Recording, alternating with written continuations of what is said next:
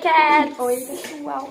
Então, vocês são da minha sala, vocês sabem o meu nome, mas é Giovana, tá? Pra quem não lembra. O meu é Mayara. Enfim, né? E a gente vai falar sobre a Clarice Lispector. Ela nasceu no ano de 1920 na Ucrânia. E os seus pais, eles eram refugiados judeus, por isso que eles eram pro Brasil no ano de 1922. Eles passaram um tempo em Maceió e, consequentemente, mudaram seu nome, tornando-se Clarice Lispector. Isso aí. Em 1920, ela se muda pro Recife junto com a família dela. E a inspiração dela para começar a escrever peças teatrais foi, inclusive, uma peça de teatro. E ela escrevia textos pro Jornal de Pernambuco, só que eles não eram publicados porque não eram contos de fadas. Ela falava mais sobre sentimentos e coisas da mente. Aos 13 anos, ela se torna escritora.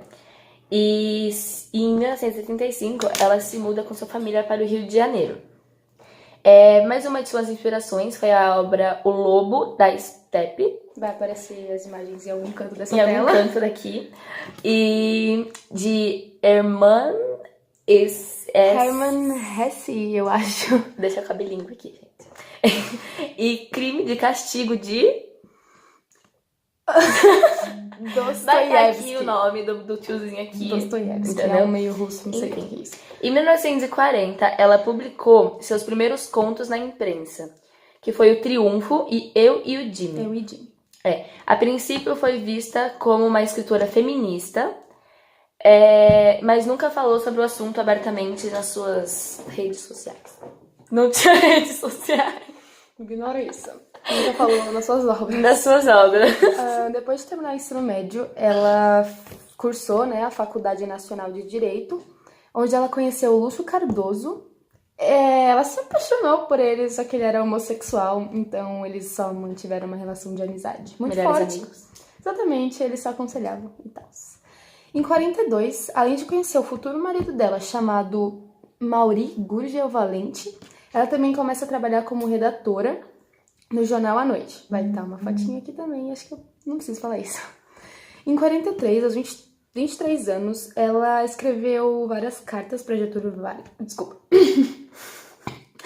Para Getúlio Vargas, para se naturalizar brasileira, porque até então ela só era vista como ucraniana.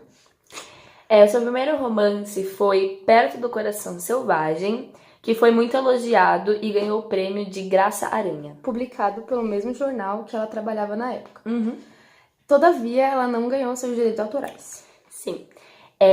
Na época de 1944, tida como a maior escritora feminina de todos os tempos. Então, em 1944, ela era considerada a maior escritora. A maior. Tá, enfim. Clarice, por conta do seu marido diplomata, ela teve que se mudar para a Itália e viajava muito, e o que resultou em um profundo incômodo e a levou à depressão. E nesse período ela escreveu 2 romances, que foi O Lustre e A Cidade Sitiada, quais não tiveram tanta repercussão quanto o seu primeiro, e por conta disso, mais nenhuma editora queria seus livros. Durante o período que ela morou em Berna, na Suíça, ela teve 2 filhos, o Pedro e o Paulo. Escreveu também uma coluna com o pseudônimo de Teresa Quadros sobre dicas de etiqueta e essas coisas, sobre como... Dica de beleza, gente, coisa de mulher. Após o filho Pedro, né, o mais novo,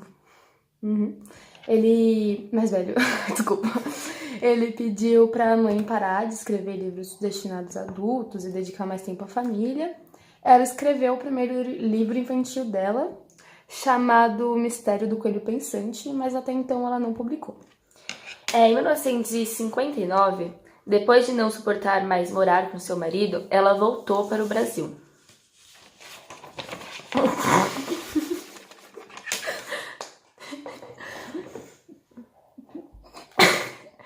Resolve publicar os 2 livros que escreveu enquanto estava na Suíça, Laços de Família e Maçã no Escuro, em 1960.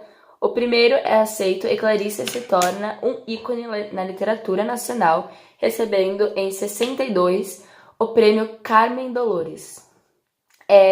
Ela começa a trabalhar no jornal Correio da Manhã e onde escreveu outra coluna com Pseudônimo pseudônimo de Ellen Palmer. de Ellen Palmer. Enfim, dando conselhos para as mulheres, principalmente relacionados à beleza, essas coisas aí. Em 64, ela publicou um dos maiores romances do século, chamado A Paixão Segundo GH, escrevendo o primeiro livro dela em primeira pessoa. Em 67, ela publicou aquele livro infantil sobre o coelho pensante, eu acho. Em 70, a amiga dela, Olga Borelli, conheceu a amiga dela, Olga Borelli, que ajudou a escrever o livro Água Viva e aconselhou durante um bom tempo. Em 77, ela descobriu que tinha câncer nos ovários e, infelizmente, ela veio a falecer no dia 9 de dezembro de 1977.